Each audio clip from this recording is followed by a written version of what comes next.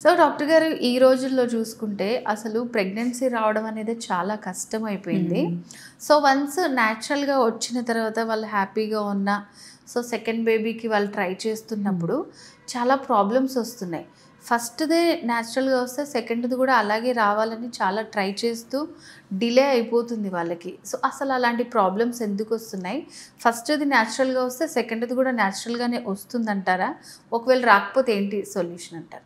First న్యాచురల్గా వస్తే second న్యాచురల్గా వచ్చే ఛాన్సెస్ ఎక్కువ ఉంటుంది. బికాస్ ఏంటంటే ఒకసారి కన్సీవ్ అయ్యారంటే most of the factors infertility factors అన్నీ రూల్ అవుట్ అయినట్టే. కానీ కంపల్సరీ న్యాచురల్గానే వస్తుంది అని ఇయర్స్ టుగెదర్ వెయిట్ చేయకూడదు. ఎందుకంటే ఫస్ట్ థింగ్, ఉమెన్ ఏజ్ పెరుగుతున్న కొద్దీ ఎగ్ క్వాలిటీ కౌంట్ తగ్గిపోతుంది. ఫస్ట్ ప్రెగ్నెన్సీ 30 yearsలో ప్లాన్ చేసుకుంటారు. సెకండ్ది like various social reasons. So ఏంటంటే ఫస్ట్ 30 years లోపు అయిపోతుంది. 6-7 years అంటే వాళ్ళు 35 years దాటుతుంది. So women egg count reserve అనేది తగ్గుతుంది, క్వాలిటీ కూడా తగ్గుతుంది. సో అందుకని కన్సెప్షన్ రేట్ అనేది తగ్గుతుంది. That is the main thing.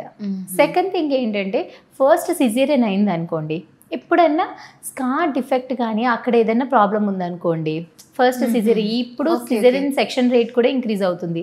దానివల్ల కూడా ఇన్ఫర్టిలిటీ అనేది ఇంక్రీజ్ అవుతుంది. సో అది ఆపరేషన్ చేసిన దగ్గర కొంచెం స్కార్ ఏమైనా డిఫెక్టివ్ ఉందంటే అక్కడ కొంచెం కలెక్షన్ అయిపోయి ఫ్రీక్వెంట్గా ఫ్లూయిడ్ రావడము, దానివల్ల కూడా ఎంబ్రియో అతుక్కోకపోవడం అలాంటివి ఉంటాయి. సో అవి కూడా మనం కరెక్ట్ చేసుకొని దే విల్ కన్సీవ్. అది ఒకసారి కరెక్ట్ చేసుకుంటే they will conceive easily.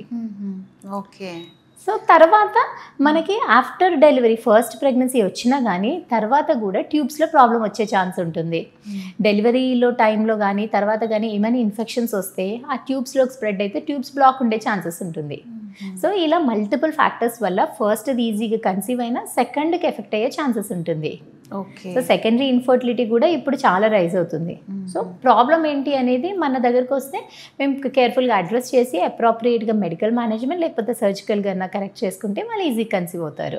Okay. So ఇన్ని ప్రాబ్లమ్స్ ఉంటాయి అన్నమాట. చాలామంది అంటే ఏజ్ ఫ్యాక్టర్ని నెగ్లెక్ట్ చేసేస్తూ ఉంటారు. 30 తర్వాత ప్లాన్ చేసుకుంటే చాలామందికి చాలా ప్రాబ్లం అయిపోతుంది. సో ఇన్ని రిస్క్ ఫ్యాక్టర్స్ ఉంటాయి కాబట్టి ఒకవేళ సెకండ్ బేబీ కావాలనుకుంటే గ్యాప్ ఇవ్వకుండా తొందరగా వాళ్ళు ఛాన్స్ తీసుకుని లేకపోతే గైనిక్నైనా కన్సల్ట్ చేస్తే బెస్ట్ రిజల్ట్స్ ఉంటాయి.